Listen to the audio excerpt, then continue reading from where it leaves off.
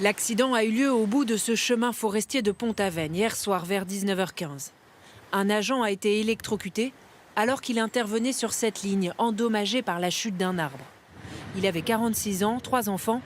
Aujourd'hui, ses collègues sont choqués. Nous avons pris le temps de nous voir, de se recueillir. Les salariés ont pu discuter entre eux. La très grande majorité des salariés ont souhaité reprendre le travail. Aux 4 coins du Finistère, des équipes venues de toute la France sont à pied d'œuvre. Ces agents viennent de Montauban. Ils sont eux aussi très émus. Quand il y a un mort ou un blessé, c'est toujours... Et la peur de l'accident est omniprésente. Le problème, c'est les fils par terre. C'est pas nous qui avons coupé.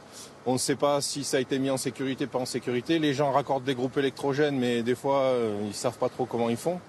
Et du coup, ça arrive qu'on se retrouve avec du courant sur les réseaux qui sont par terre, sur les fils par terre. 57 000 foyers restent ce soir privés d'électricité dans le département. Mais les habitants sont patients et reconnaissants. À Pont-Aven, ils avaient même fini par sympathiser avec l'équipe de l'agent décédé venu de Toulouse. Dès qu'ils voyaient un camion bleu Enedis, ils venaient le voir. Alors, est-ce que le courant sera rétabli chez nous ? Et avec leur accent charmant, ils leur répondaient avec beaucoup de gentillesse. Écoutez, on ne sait pas trop. Ce que j'ai envie de dire avec beaucoup d'émotion, c'est l'immense respect pour ces hommes, leur courage, leur engagement. Rien que dans le Finistère, il y a 29 000 km de lignes à entretenir. 1 400 000 dans la France entière.